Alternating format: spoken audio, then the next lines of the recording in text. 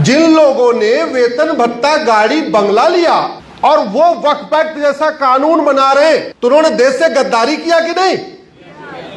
मैं कहता हूं उन लोगों से भारत रत्न वापस लेना चाहिए। वो भारत रत्न के लायक नहीं, वो देश के गद्दार हैं।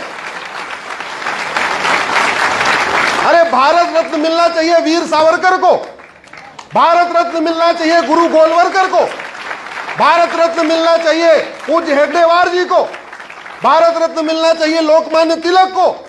ऐसे लोगों को भारत रत्न दिया जा सकता है क्या, जिन्होंने संविधान की शपथ लेकर संविधान की धज्जियां उड़ा दिया?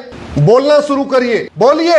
आप लोग मौन रहे, हमारे आपके पूर्वज मौन रहे, हमारे आपके पूर्वज समझ नहीं पाए, और नतीजा यह हुआ हमारे ऊपर ऐसे ऐसे घटिया कानून लाद दिए गए। लैंड करने के लिए यह वक्फ एक्ट बनाया गया, यह और कुछ नहीं है, केवल और केवल लैंड के लिए बनाया गया। और लैंड हुआ, संविधान कहता है कि जमीन का फैसला कोर्ट के जरिए होगा, रेवेन्यू कोर्ट के जरिए होगा, और सबके जमीन का फैसला रेवेन्यू कोर्ट से होता है। तहसील में मुकदमा जाएगा, तहसीलदार सुनेगा, फिर ऊपर जाएगा, एसओसी के यहां जाएगा, एडीएम के यहां जाएगा, डीडीसी के यहां जाएगा, डीएम के यहां जाएगा।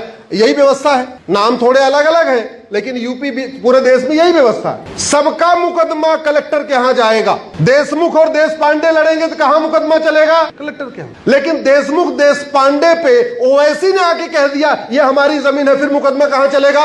वक्फ बोर्ड पे। इससे घटिया कुछ हो सकता है क्या? यहाँ बहुत सारे यंग बच्चे पड़े हुए हैं, इससे घटिया कुछ हो सकता है क्या? और कह रहे हैं भारत में संविधान चलता है। इस देश में सबसे ज्यादा दान कौन किया है? कौन करता है? हिंदू करते हैं। क्या हिंदुओं के लिए हिंदू बोर्ड है क्या? हिंदू ट्रिब्यूनल है क्या? अगर आप कम्युनिटी वाइज देखिए तो प्रति व्यक्ति जो दान होता है सबसे ज्यादा जैन करते हैं। क्या जैन के पास अपना जैन बोर्ड और जैन ट्रिब्यूनल है क्या? सिख भी दान करते हैं, सिखों के पास अपना बोर्ड, अपना ट्रिब्यूनल है क्या? बौद्धों के पास अपना बोर्ड, अपना ट्रिब्यूनल नहीं है, किसी के पास नहीं है। लेकिन एक मजहब के पास, मुझे समझ में नहीं आ रहा है, या तो डीएनए वही है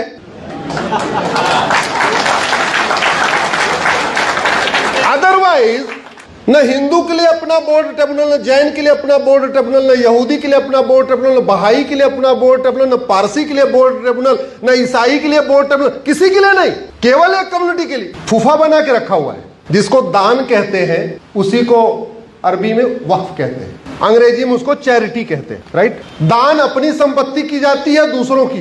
जोर से बोलिए जरा। अगर दान करना है, मान लो पैसा दान करना है, अपना पैसा दान करोगे दूसरों की पॉकेट मार के? क्या करोगे? जोर से बोलो। अगर मान लो गाड़ी दान करना है, एम्बुलेंस दान करना है, या कुछ और दान करना है, अपनी गाड़ी दान करोगे या दूसरों की गाड़ी चोरी करके?